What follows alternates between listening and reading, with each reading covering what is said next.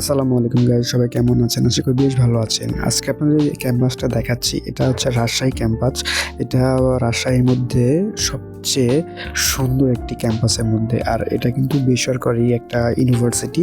তো এটা শেষ করে যখন আমাদের প্রথম উদ্দেশ্য ছিল দেশের প্রথম জাদুঘর, যেটা স্থাপিত হয়েছিল 1910 সালে। এটা ব্যক্তিগতভাবে জাদুঘর স্থাপিত থাকা সত্ত্বেও কিন্তু এটা কিন্তু বাংলাদেশের সর্বপ্রথম মিউজিয়াম বা জাদুঘর।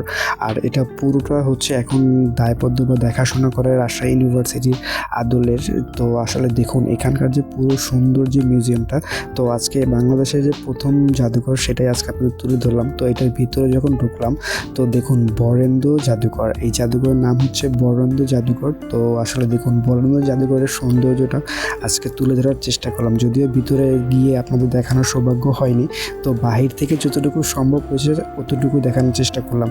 বাদ বাকিটা যদি আপনার দেখার ইচ্ছা হয় বা গিয়ে দেখতে চান, তাহলে একবার হলো গিয়ে এই বরেন্দ্র জাদুঘরটা গিয়ে দেখতে পারেন। তো আমার কাছে খুব ভালো লেগেছে, তাই চেষ্টা করলাম আজকে আপনাদের দেখানো। তো আপনাদের কাছে কেমন হলো ভিডিওটা কমেন্টে অবশ্যই জানান।